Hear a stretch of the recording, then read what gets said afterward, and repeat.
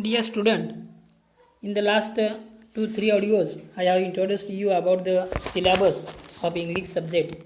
Today, we are going to start the real prose lesson 1.3, the call of the soil, a scent of rice. This lesson is written by Venkateswaram, in short, Venkat Iyer. He born in 1966.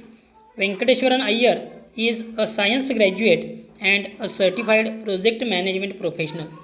He last worked with IBM in Mumbai as a project manager for software implementation. After 17 years in the IT industry, he quit in 2004 to live on his organic farm in Pet Village in Dahanu Taluka, Palghar district, Maharashtra. His book Moong over Microchips traces his transition from teacher to farmer. Over a period of 15 to 17 years, it was not a career change but a lifestyle change. I was looking for, he said, about his decision to shift to the quieter influence of a village. He insisted on practicing organic farming from the outset. He was resolute in spite of numerous challenges which he faced. Today, not only does he deliver lectures on organic farming but also has joined hands with organic farmers and NGOs working in the organic field to propagate organic farming to ensure that the land at least is not ravaged while they try to make a living out of agriculture. This is the short introduction about the writer and of the lesson. The real lesson, the call of the soil, a scent of rice. The call of the soil, a scent of rice, page number 26. The first crop. It was April 2004. The writer says he stood in the middle of the lush green field of moong, green gram, and looked around me. The writer Venkateswaran Iyer, he stood in the middle of the lush green field of moong and he looked around him. It was just before sunrise and the sky was turning a bright orange. That was the early morning time. The writer was standing in the middle of his lush green field of moong.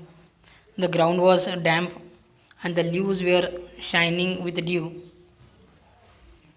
His bare feet were muddy as he walked around gingerly. Gingerly means very cautious or careful, inspecting the plants. The writer was inspecting the plants. He was walking around gingerly, very cautiously. Around him were rows of chiku trees and below a dense foliage of moong. Foliage means the leaves of a tree or a plant. At that point, a writer could not have asked for anything more. The moong plants, not more than 2 feet tall, had green pods hanging out. In that moong plants, green pods hanging out, the pods were not yet ripe and there was a light fuzz growing on them. There was still some time before the harvest. The writer felt exhilarated. He stood watching the sunrise above the towering trees across the fence and slowly made his way back to the house.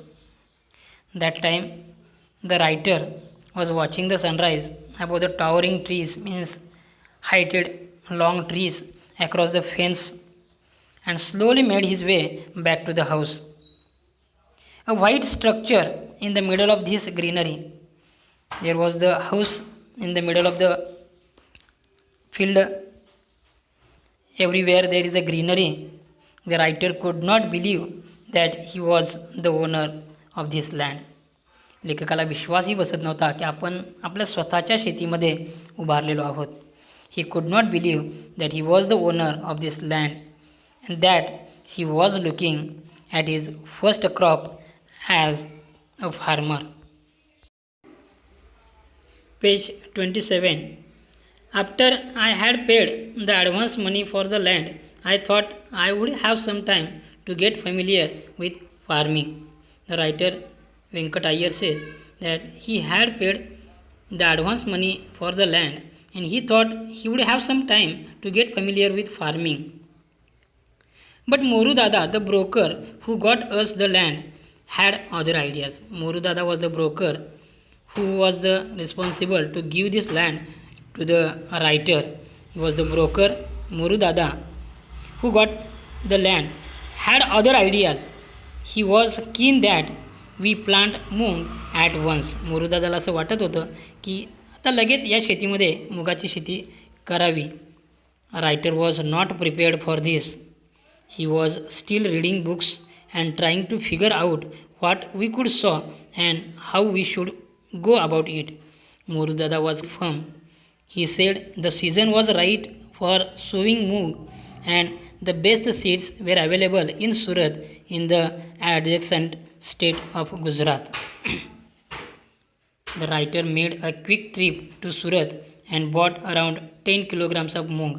Morudada rented his tractor to plow the land and quickly planted moong all over the place. The writer went to the Surat and he bought 10 kilograms of moong for sowing. Morudada rented his tractor to plow the land and quickly they planted moongs all over the place in that field. A few days later, they were overjoyed to see the teeny green leaves.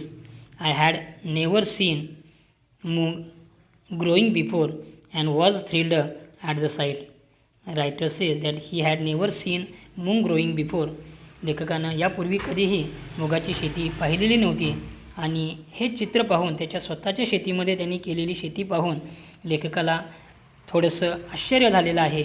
He had never seen moong growing before and was thrilled at the sight. It was the same thrill he had felt as a young boy when I saw the first of the hibiscus I had planted bloom at the railway quarters in Ville Parle in Mumbai. It was the first experience to the writer. Before this, he was in Ville Parle in Mumbai. He saw the first of the hibiscus and had planted bloom at the railway quarters in Ville Parle. He was grateful to have taken मोरू's advice. आणि मोरूदादाचा advice त्याचा जो सल्ला आहे तो ऐकल्याबद्दल लेखक त्याला thanks देतात. The next thing Morudada wanted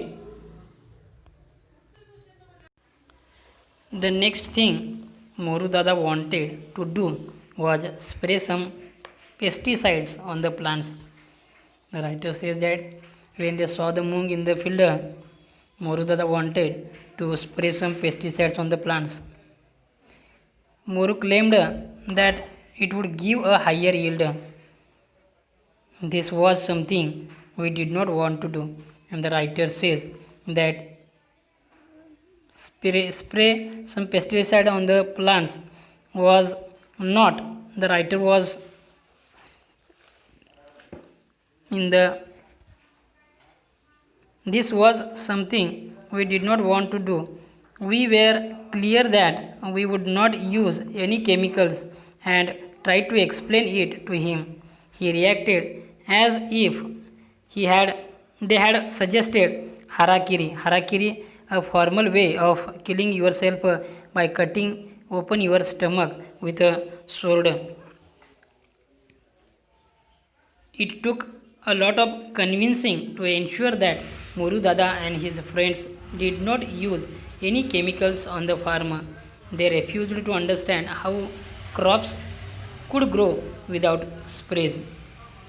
Means Morudada was firm that without pesticide the crop could not grow good. Contrary to what everyone had told us, nature did her job and she needed no bribes. She means nature needed no bribes to get the work done. And soon it was harvest time and they managed a respectable 300 kilograms of moong and a full lot of move, and with it a lot of confidence. Means with that 300 kilograms move, writer got a lot of confidence, and he was certain that the land was fertile and that it was possible to grow crops without chemicals. Means the writer was firm that without pesticides the plant can grow. It was a major moral booster to the writer. Means with that thing the writer got a moral booster. Here the first part of this lesson, the first crop, is completed. The second part we'll see in the next video. Today we stop here.